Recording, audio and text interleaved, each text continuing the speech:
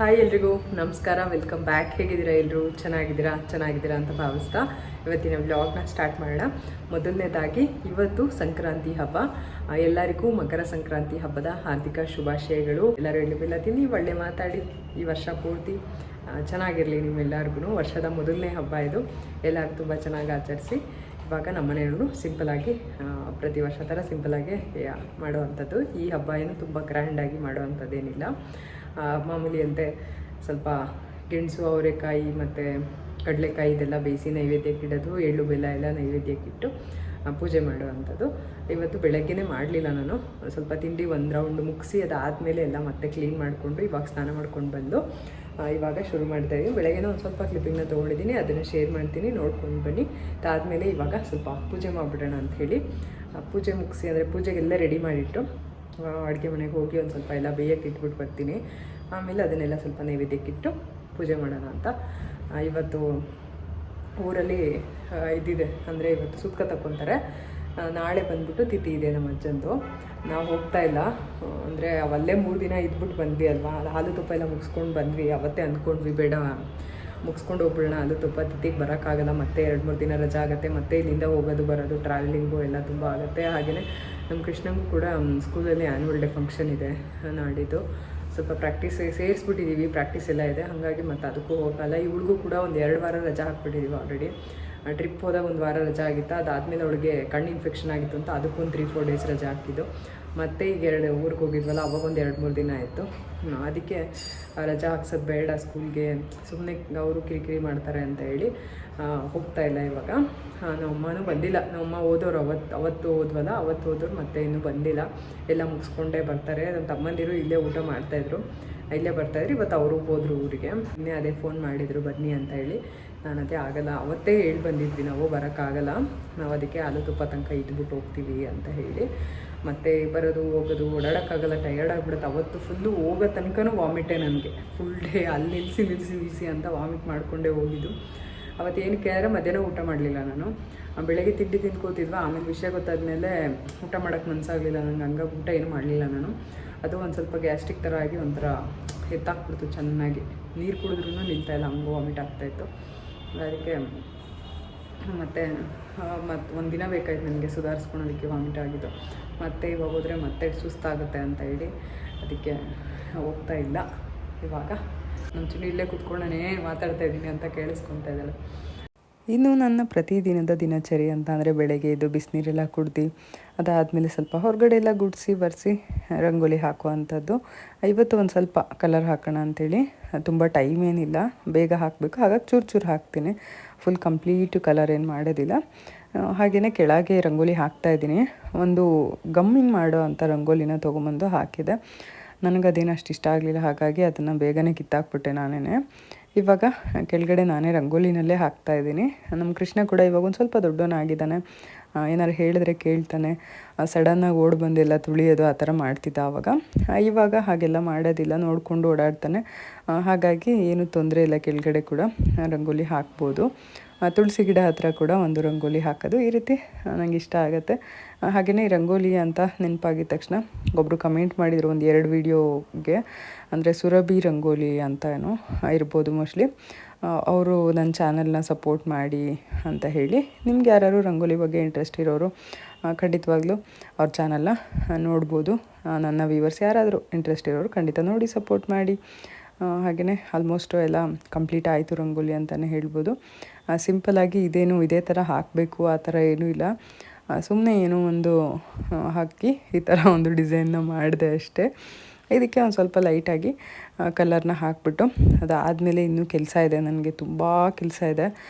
ಒಂದೊಂದು ಸರಿ ಅನಿಸ್ಬಿಡುತ್ತೆ ಇಡೀ ದಿನ ಹೆಂಗೆ ಹೋಗುತ್ತೆ ಅಂತಲೇ ಗೊತ್ತಾಗಲ್ಲ, ಅಷ್ಟು ಕೆಲಸದ ಮಧ್ಯದಲ್ಲಿ ಒಂದು 12:30 ಒಂದು 3 o'clock ತನಕ ಒಂಚೂರು ಮಧ್ಯದಲ್ಲಿ ಅದನ್ನು ಬಟ್ಟೆ ಮಡಚಿಡೋದು, ಏನಾದರೂ ಸಣ್ಣ ಪುಟ್ಟ ಕೆಲಸ ಇದ್ದೇ ಇರುತ್ತೆ. ಈ ನಡುವೆ ಅಂತೂ ನನ್ನ ಎಲ್ಲ ಕೆಲಸದ ಮಧ್ಯದಲ್ಲಿ ಎಷ್ಟೊಂದು ಕ್ಲಿಪ್ಪಿಂಗ್ಸ್ ತೊಗೊಂಡಿದ್ರು ಕೂಡ ವೀಡಿಯೋನೇ ನಾನು ಎಡಿಟ್ ಮಾಡಿ ಹಾಕೋಕ್ಕಾಗ್ತಾಯಿಲ್ಲ. ಆ ರೀತಿ ಆದಂಥ ಒಂದು ಸ್ವಲ್ಪ ಇದಾಗ್ಬಿಡುತ್ತೆ. ಆಮೇಲೆ ಏನು ಕಂಟಿನ್ಯೂಸ್ ಆಗಿ ವಿಡಿಯೋ ಮಾಡಿಕೊಂಡು ಆಮೇಲೆ ಹಾಕೋಣ ಅಂತ ಅಂದರೆ ಮೆಮೊರಿ ಪ್ರಾಬ್ಲಮ್ ಆಗಿಬಿಡುತ್ತೆ. ಏನೋ ನನ್ನ ಕೈಯಲ್ಲಿ ಆಗಿದ್ದ ಪ್ರಯತ್ನ ಅಂತೂ ನಾನು ಮಾಡೇ ಮಾಡ್ತೀನಿ. ಅದಾದ ನಂತರ ಇವತ್ತು ಸ್ವಲ್ಪ ಶಾಪಿಂಗ್ ಇತ್ತು ಅಂತ ಅಂದರೆ ಏನೂ ತೊಗೊಂಡಿರಲಿಲ್ಲ. ಮುಂಚೆ ಎಲ್ಲ 2 ದಿನ ಮುಂಚೆ ಮುಂದಿನ ಮುಂಚೆನೇ ಪ್ಲ್ಯಾನ್ ಮಾಡ್ಕೊಂಡಿಲ್ಲ ತೊಗೊಂಡು ಬರ್ತಾಯಿದ್ದೆ. ಈ ವರ್ಷ ಹಬ್ಬ ಮಾಡೋಂಥ ಒಂದು ಇದು ಇರಲಿಲ್ಲ, ಇಂಟೆನ್ಷನ್ ಇರಲಿಲ್ಲ. ಸಿಂಪಲಾಗಿ ಪೂಜೆ ಮಾಡಿ ಮುಗಿಸ್ಬಿಡೋಣ, ಪಾಯಸ ಗೀಸ ಮಾಡಿ ಅಂತ ಅಂದ್ಕೊಂಡಿದ್ದೆ, ಏನು ತರೋದು ಬೇಡ ಅಂತ. ಆಮೇಲೆ ಕೊನೆ ಮೂಮೆಂಟಲ್ಲಿ ಬೆಳಗ್ಗೆ ಎದ್ಬಿಟ್ಟು ಒಂದು 10 ಗಂಟೆ ಹಂಗೆ ಹೋಗಿ ನಾವು ಒಂದು ಸ್ವಲ್ಪ ಕಡಲೆಕಾಯಿ ಮತ್ತು ಅವರೆಕಾಯಿ ಹಾಗೆಯೇ ಕಬ್ಬು ಎಲ್ಲ ತೊಗೊಂಡು ಬಂದಿದ್ದಾಯಿತು. ಎಳ್ಳು ಬೆಲ್ಲಕ್ಕೆ ಮನೇಲೇ ಇತ್ತಲ್ಲ, ಅದರಲ್ಲೇ ಮಾಡಿಬಿಡೋಣ. ಏನೂ ತಂದಿರಲಿಲ್ಲ, ಏನಿತ್ತೋ ಮನೆ ರೇಷನ್ ಅದರಲ್ಲಿನೇ ಮಾಡಿರೋ ಅಂಥದ್ದು ಎಳ್ಳು ಬೆಲ್ಲನೂ ಕೂಡ. ಇವಾಗ ಪ್ರತಿ ವರ್ಷವೂ ಮಾಡೋ ಥರನೇ ಈ ವರ್ಷವೂ ಕೂಡ ಸ್ನಾನ ಎಲ್ಲ ಮುಗಿಸಿ ಒಲೆ ಎಲ್ಲ ನೀಟಾಗಿ ಒರೆಸ್ಕೊಂಡು ಪೂಜೆ ಮಾಡಿ ಅದಾದ ನಂತರ ನಾನು ಪೊಂಗಲ್ ಮಾಡ್ತಾಯಿದ್ದೆ. ಆದರೆ ಈ ವರ್ಷ ಇದು ಮಾಡ್ತಾಯಿದ್ದೀನಿ, ಹೆಸರುಬೇಳೆ ಪಾಯಸ ಮಾಡ್ತಾಯಿದ್ದೀನಿ. ಮಕ್ಕಳು ಹೆಸರುಬೇಳೆ ಪಾಯಸ ಮಾಡುವಂತ ಇಷ್ಟಪಟ್ಟರು ಅಂತ ಹೇಳಿ ಹೆಸರುಬೇಳೆ ಪಾಯಸನ ಮಾಡ್ತಾಯಿದ್ದೀನಿ. ನೀವೆಲ್ಲ ಪೊಂಗಲ್ ಮಾಡಿದ್ರಾ? ಸಿಹಿ ಪೊಂಗಲ್, ಖಾರ ಪೊಂಗಲ್ ಎಲ್ಲ ಚೆನ್ನಾಗಿತ್ತಾ? ಹೇಗಿತ್ತು ನಿಮ್ಮ ಒಂದು ಹಬ್ಬ ಅಂತ ಕಮೆಂಟ್ ಮಾಡಿ ತಿಳಿಸಿ. ನನಗೆ ಖಾರ ಪೊಂಗಲ್ಲು ಸಿಹಿ ಪೊಂಗಲ್ ಎರಡೂ ಇಷ್ಟ. ಯಾವಾಗಾದರೂ ಒಂದು ಸ್ವಲ್ಪ ಖಾರ ಪೊಂಗಲ್ ಥರ ಅಂದರೆ ತಿಂಡಿಗೆ ಪೊಂಗಲ್ ಮಾಡಿದ್ರೆ ಇಷ್ಟ ಆಗುತ್ತೆ ನನಗೆ. ಯಾವಾಗಾದರೂ ಮಕ್ಕಳು ಇಲ್ಲದೇ ಇರುವಾಗ ನನಗೆ ಮಾತ್ರ ಒಂದು ಸ್ವಲ್ಪ ಪೊಂಗಲ್ ಮಾಡಿಕೊಂಡು ತಿಂತೀನಿ ನಾನು. ಅಪರೂಪಕ್ಕೆ ಒಂದಿನ ಇಷ್ಟ ಆಗುತ್ತೆ ನನಗೆ. ಹಾಗೆಯೇ ಹೆಸರುಬೇಳೆ ಬಾಕ್ಸಲ್ಲಿ ಇರಲಿಲ್ಲ, ಅಂದರೆ ಮೊನ್ನೆ ತಾನೇ ಲಾಸ್ಟ್ ವೀಕು ಕೋಸಂಬರಿ ಮತ್ತು ಅದಕ್ಕಿಂತ ಲಾಸ್ಟ್ ವೀಕ್ ಹೆಸರುಬೇಳೆ ಪಾಯಸ ಎಲ್ಲ ಮಾಡಿದ್ದೆ. ಹಾಗಾಗಿ ಹೆಸರುಬೇಳೆ ಬಾಕ್ಸಲ್ಲಿ ಇರಲಿಲ್ಲ, ಕೆಳಗಡೆ ಗ್ರಾಸರಿ ಅಂದರೆ ಸಪ್ರೇಟಾಗಿ ಎತ್ತಿಟ್ಟಿರ್ತೀನಲ್ಲ ಬಾಕ್ಸಿಗೆ ಹಾಕಿ ಅದರಲ್ಲಿತ್ತು. ಅದನ್ನೇ ಎತ್ಕೊಂಡು ಸ್ವಲ್ಪ ಬೇಯೋದಕ್ಕೆ ಇಡ್ತಾಯಿದ್ದೀನಿ. ಸ್ವಲ್ಪ ತೊಳೆದ್ಬಿಟ್ಟು ನೀಟಾಗಿ ಬೇಯಕ್ಕಿಡಬೇಕು. ಈ ಕಡೆ ನಮ್ಮ ಚಿನ್ನು ಕೂಡ ಇವತ್ತು ನನಗೆ ತುಂಬಾ ಹೆಲ್ಪ್ ಮಾಡಿದ್ಲು. ದೇವ್ರ ಪೂಜೆ ಸಾಮಾನು ಬೆಳ್ಕೊಟ್ಲು, ಹಾಗೆಯೇ ಕೋಸಂಬರಿಗೆಲ್ಲ ಸೌತೆಕಾಯಿ ಎಲ್ಲ ಕಟ್ ಮಾಡಿಕೊಟ್ಲು. ಆಮೇಲೆ ಇನ್ನೇನಪ್ಪ ನೆಲ ಒರೆಸ್ಕೊಟ್ಲು. ಈ ಥರ ಒಂದಷ್ಟು ಕೆಲಸಗಳನ್ನ ಮಾಡಿಕೊಟ್ಟಿದ್ದಕ್ಕೆ ನಂಗೆ ತುಂಬಾ ಸುಲಭ ಆಯಿತು ಅಂತ ಹೇಳ್ಬೋದು. ಕೆಲಸ ಬೇಗ ಆಯಿತು. ಎಲ್ಲ ಅಡುಗೆ ಮಾಡಿ ಎಲ್ಲ ಕಂಪ್ಲೀಟ್ ಡೇ ಇವತ್ತು ಫುಲ್ಲು ಬ್ಯುಸಿ ಇತ್ತು. Morning to evening complete busy ಇತ್ತು ಅಂತಲೇ ಹೇಳ್ಬೋದು. ಆದರೆ ಮಧ್ಯದಲ್ಲಿ ನಮ್ಮ ಚಿನ್ನು ಹೆಲ್ಪಿಂಗ್ ಹ್ಯಾಂಡ್ ಇದ್ದಿದ್ದರಿಂದ ನನಗಿನ್ನೂ ಈಸಿ ಆಯಿತು ಅಂತ ಹೇಳ್ಬೋದು. ಈ ರೀತಿ ಹೆಲ್ಪ್ ಮಾಡ್ತಾಳೆ ಮನೇಲಿದ್ದರೆ. ಏನಾದರೂ ಏನೇ ಹೇಳಿದ್ರು ಇಲ್ಲ ಅಂತ ಹೇಳಲ್ಲ, ಸುಮ್ಮನೆ ಮಾಡ್ತಾಳೆ. ದೇವ್ರ ಪೂಜೆ ಸಾಮಾನು ಅಷ್ಟೇ, ನಾನು ಅವಳಿಗೆ ಹೇಳಲೇ ಇಲ್ಲ ತೊಳಿ ಅಂತ ಹೇಳಿ. ನಾನು ಅಲ್ಲಿ ಇಟ್ಟಿದ್ದೆ ತೊಳೆಯೋಣ ಅಂತ ಹೇಳಿ, ಸ್ವಲ್ಪ ದೇವ್ರ ಮನೆ ಕ್ಲೀನ್ ಮಾಡಿಕೊಂಡು ಅದಾದಮೇಲೆ ಬಂದು ತೊಳೆಯೋಣ ಅಂತ ಅಲ್ಲಿ ಇಟ್ಟಿದ್ದೆ. ಅವಳೇ ಮಮ್ಮಿ ನಾನು ತೊಳ್ಕೊಡ್ತೀನಿ, ನೀನು ಅದೇನು ಕೆಲಸ ಮಾಡ್ಕೊ ಅಂತ ಹೇಳೋದು. ಹಾಗಾಗಿ ಅವಳಿಗೆ ಅದನ್ನು ತೊಳೆಯೋದಕ್ಕೆ ಬಿಟ್ಬಿಟ್ಟು ನಾನು ಸ್ವಲ್ಪ ಇಲ್ಲಿ ಕಡಲೆಕಾಯಿ ಏನು ಮಾಡ್ತಾಯಿದ್ದೆ, ನಾನು ಹಿಂದಿನ ದಿನ ತೊಗೊಂಬಂದು ಸ್ವಲ್ಪ ನೆನೆ ಹಾಕಿಬಿಡ್ತಾಯಿದ್ದೆ ಬೆಳಗ್ಗೆನೇ. ಅದರಿಂದ ಮಣ್ಣೆಲ್ಲ ಹೋಗ್ಬಿಟ್ಟಿರೋದು. ಆದರೆ ಇವಾಗೇ ತಂದು ಇವಾಗೇ ಮಾಡ್ತಾ ಇರೋದಲ್ವ, ಹಾಗಾಗಿ ಸ್ವಲ್ಪ ಕಷ್ಟ ಆಯಿತು ತೊಳೆಯೋದು.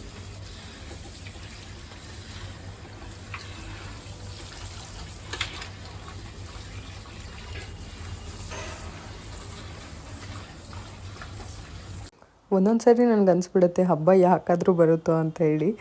ಸಾಕಷ್ಟು ಜನ ಹಬ್ಬಕ್ಕೆ ತುಂಬ ಚೆನ್ನಾಗಿ ರೆಡಿಯಾಗಿ ಕಬ್ಬು ಎಳ್ಳು ಬೆಲ್ಲ ಇಟ್ಕೊಂಡು ಸಖತ್ತಾಗಿ ರೆಡಿಯಾಗಿ ಫೋಟೋ ವೀಡಿಯೋ ಎಲ್ಲ ಮಾಡ್ತಿರ್ತಾರೆ. ಬಟ್ ನಮಗೆ ಹಬ್ಬ ಬಂತು ಅಂತ ಅಂದರೆ ಮ್ಯಾಟ್ ತೊಳಿ, ಬೆಡ್ ಸ್ಪ್ರೆಡ್ ಎಲ್ಲ ಚೇಂಜ್ ಮಾಡು, ಕಿಟಕಿ ಬಾಗಿಲು ಎಲ್ಲ ಒರೆಸ್ಕೊ, ಅದನ್ನು ರೆಡಿ ಮಾಡ್ಕೊ, ಇದನ್ನು ರೆಡಿ ಮಾಡ್ಕೊ, ಬರೀ ಇದೇ ಆಗುತ್ತಲ್ಲ. ನಮ್ಗೆ ಆ ಥರ ರೆಡಿಯಾಗಿ ಫೋಟೋಸ್ ವೀಡಿಯೋಸ್ ಎಲ್ಲ ತಕ್ಕೊಳ್ಳೋಕ್ಕೆ ಆಗಲ್ವಲ್ಲ ಅಂತ ಅನ್ನಿಸ್ತಾ ಇರುತ್ತೆ ನನಗೆ ಒಂದೊಂದು ಸರಿ. ಅದೇ ರೀತಿ ಫೀಲ್ ಆಗ್ತಾಯಿತ್ತು ಈ ಸರಿ ಕೂಡ. ಹಿಂದಿನ ದಿನ ಫುಲ್ಲು ಕಂಪ್ಲೀಟು ಸ್ವಲ್ಪ ಕ್ಲೀನಿಂಗ್ ಎಲ್ಲ ಇತ್ತು, ಸ್ವಲ್ಪ ಬಾತ್ರೂಮ್ ತೊಳೆಯೋದಿತ್ತು, ಮ್ಯಾಟ್ ಎಲ್ಲ ತೊಳೆಯೋದಿತ್ತು, ಎಲ್ಲ ಹಾಕ್ಕೊಂಬಿಟ್ಟಿದ್ದೆ. ಅದೆಲ್ಲ ಮಾಡಿ ಮುಗಿಸಿ ಅಡುಗೆ ಎಲ್ಲ ಮಾಡೋ ಅಷ್ಟರಲ್ಲಿ 3:10 ಆಯಿತು. ಅಷ್ಟರಲ್ಲಿ ಹೋಗಿ ಸ್ಕೂಲಿಂದ ಕರ್ಕೊಂಬಂದು ಮಕ್ಕಳನ್ನ ಅದಾದಮೇಲೆ ಊಟ ಮಾಡಿ ಆಮೇಲೆ ಸ್ವಲ್ಪ ರೆಸ್ಟ್ ಮಾಡಿದೆ ಅಂತ ಹೇಳ್ಬೋದು. ಈ ಥರ ಆಯಿತು ಇಡೀ ದಿನ, ಹಿಂದಿನ ದಿನ. ಈ ಕಡೆ ಮುಂಚೆನೇ ರೆಡಿ ಮಾಡ್ಕೊಳ್ತಾ ಇದ್ದೆ ಎಳ್ಳು ಬೆಲ್ಲಕ್ಕೆಲ್ಲ. ಈ ಸರಿ ಅದನ್ನು ಕೂಡ ಮುಂಚೆ ರೆಡಿ ಮಾಡ್ಕೊಂಡಿರಲಿಲ್ಲ. ಹಬ್ಬದ ದಿನ ಬೆಳಗ್ಗೆ ಎದ್ದಾದಮೇಲೆ ಎಲ್ಲ ಕ್ಲೀನ್ ಮಾಡ್ಕೊಂಡು ಸ್ನಾನ ಮಾಡಿಕೊಂಡೇ ಮಾಡ್ತಾಯಿದ್ದೆ. ಪ್ರತಿ ಸರ್ತಿನೂ ಸ್ನಾನ ಮಾಡಿಕೊಂಡು ಎಲ್ಲ ರೆಡಿ ಮಾಡ್ಕೊಳ್ತಾ ಇದ್ದೆ. ಆದರೆ ಹಿಂದಿನ ದಿನ ಮಾಡ್ಕೊಳ್ತಾ ಇದ್ದೆ. 1-2 ದಿನ ಮುಂಚೆ ಬೆಲ್ಲ ಎಲ್ಲ ಕಟ್ ಮಾಡಿಟ್ಟು ಬಿಸಿಲಿಗೆಲ್ಲ ಇಟ್ಟು ಈ ಥರ ಎಲ್ಲ ಮಾಡ್ತಾಯಿದ್ದೆ. ಈ ಸರಿ ಹಬ್ಬ ಮಾಡೋ ಮೂಡಿರಲಿಲ್ಲ, ಹಾಗಾಗಿ ಈ ರೀತಿ ಏನು ತಯಾರಿ ಮಾಡ್ಕೊಂಡಿರಲಿಲ್ಲ. ಕೊನೆ ಮೂಮೆಂಟಲ್ಲಿ ಹಬ್ಬ ಯಾಕೆ ಬಿಡೋದು ಅಂತ ಹೇಳಿ ಅವತ್ತಿನ ದಿನ ಒಂದು ಸ್ವಲ್ಪ ಎಳ್ಳು ಬೆಲ್ಲ ಅವತ್ತೇ ತರಿಸಿದ್ದು, ಅಚ್ಚ ಬೆಲ್ಲ ಬೇಕಿತ್ತು ಇದಕ್ಕೆ ಅಂತ ಹೇಳಿ ಅಚ್ಚ ಬೆಲ್ಲ ತರಿಸ್ಕೊಂಡಿದ್ದೆ. ಚೆನ್ನಾಗಾಯಿತು. ಕೊನೆಗೆ ಬೆಲ್ಲ ಎಲ್ಲ ಒಣಗ್ಸೋಕ್ಕಾಗಲಿಲ್ಲ, ಹಾಗಾಗಿ ನಾನು ಸ್ವಲ್ಪನೇ ಮಾಡಿದೆ. ಇಲ್ಲಾಂದರೆ ಒಂಥರ ಕಚ್ಚ ಆಗುತ್ತೆ, ಜಾಸ್ತಿ ದಿನ ಇಟ್ಕೊಂಡು ತಿನ್ನೋದಕ್ಕೂ ಅಂಟಂಟಾಗುತ್ತೆ ಅಂತ ಹೇಳಿ ನಾನು ಸ್ವಲ್ಪನೇ ಮಾಡಿದೆ. ಬೆಲ್ಲ ಎಲ್ಲ ಕಟ್ ಮಾಡಿಕೊಂಡು ಕಡಲೆ ಬೀಜ ಹುರ್ಕೊಂಡು ಆವಾಗಲೇ ಆ ಸಿಪ್ಪೆ ಎಲ್ಲ ತೆಗೆದು ಅದನ್ನೆಲ್ಲ ರೆಡಿ ಮಾಡಿಕೊಂಡು, ಒಣ ಕೊಬ್ಬರಿ ಕೂಡ ಆವಾಗಲೇ ಕಟ್ ಮಾಡಿಕೊಂಡು, ಬೆಲ್ಲನೂ ಆವಾಗಲೇ ಕಟ್ ಮಾಡಿಕೊಂಡು ಎಲ್ಲ ಮಾಡಿದೆ ಎಳ್ಳು ಬೆಲ್ಲ.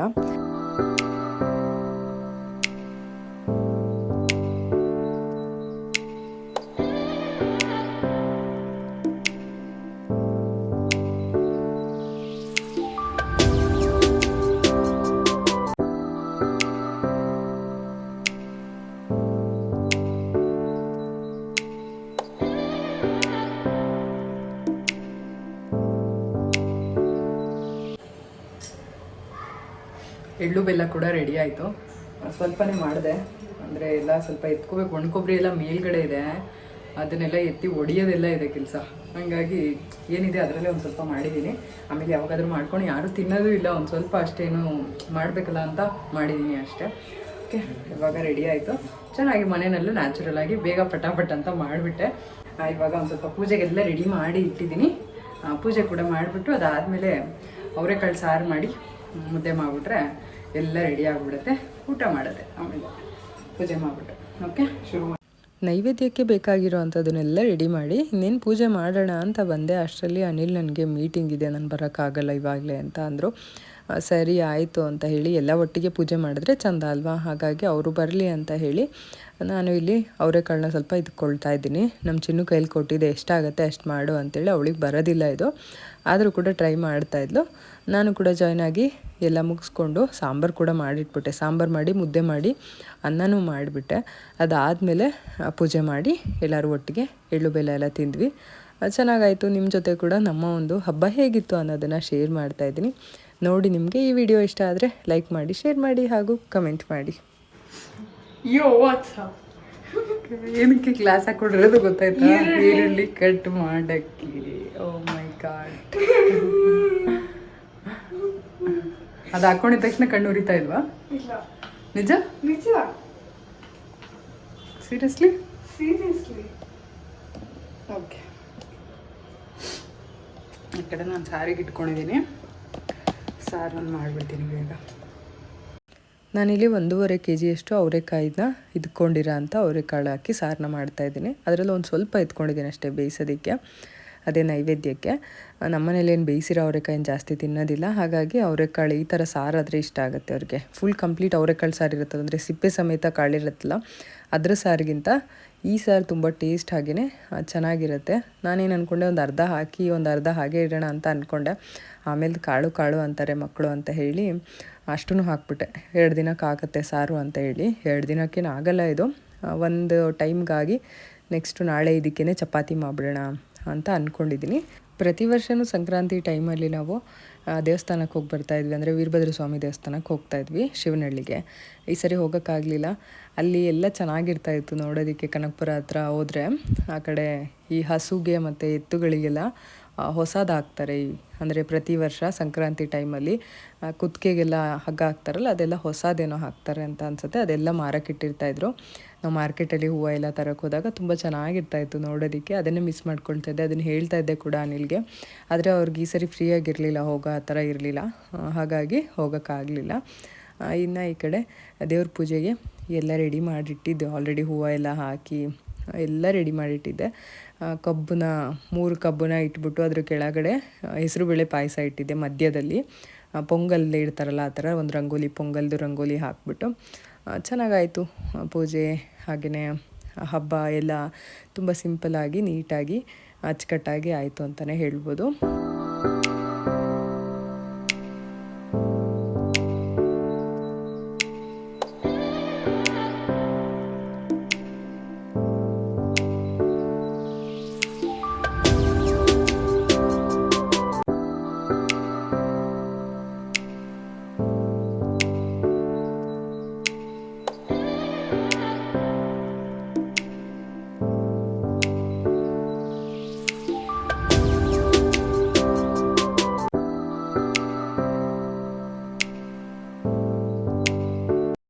ಈ ನಡುವೆ ನಮ್ಮ ಕೃಷ್ಣಂಗೆ ಇವತ್ತೇ ಗಾಳಿಪಟ ಹಾರಿಸ್ಬೇಕು, ಗಾಳಿಪಟ ತೊಗೊಂಡು ಬರೋಣ ಅಂಥೇಳಿ. ನಮಗೆ ಸ್ವಲ್ಪ ಭಯ, ಅಂದರೆ ಈ ಗಾಳಿಪಟದಿಂದ ತುಂಬಾ ಬೇರೆ ಬೇರೆ, ಅಂದರೆ ಸಿಗಾಕ್ಕೊಳೋದು, ಅಲ್ಲಿ ಇಲ್ಲಿ ಏಟ್ ಮಾಡ್ಕೊಳೋದು ಎಲ್ಲ ನಡೀತಾ ಇದೆ ಅಲ್ವಾ. ಹಾಗಾಗಿ ನಮಗೆ ಸ್ವಲ್ಪ ಭಯ ಆಯಿತು ಇವನಿಗೆ ಗಾಳಿಪಟ ಎಲ್ಲ ತೊಗೊಂಡು ಕೊಡ್ಸೋದಕ್ಕೆ. ಬೇಡ, ನಾವು ಬೇಕಂದರೆ ಡ್ಯಾಡಿಗೆ ರಜೆ ಇರುತ್ತಲ್ಲ ಅವತ್ತು ಡ್ಯಾಡಿ ಜೊತೆನೇ ಹೋಗ್ಬಿಟ್ಟು ಗಾಳಿಪಟ ಹಾರಿಸುವಂತೆ, ನಿನ್ನ ಫ್ರೆಂಡ್ಸ್ ಜೊತೆ ಎಲ್ಲ ಹೋಗಿ ಗಾಳಿಪಟ ಆರಿಸೋದು ಬೇಡ ಅಂತೇಳಿ ಏನೇನೋ ಮಾಡಿ ಅವನಿಗೆ ಸಮಾಧಾನ ಮಾಡಿ ಕೂರಿಸಿದಾಯಿತು.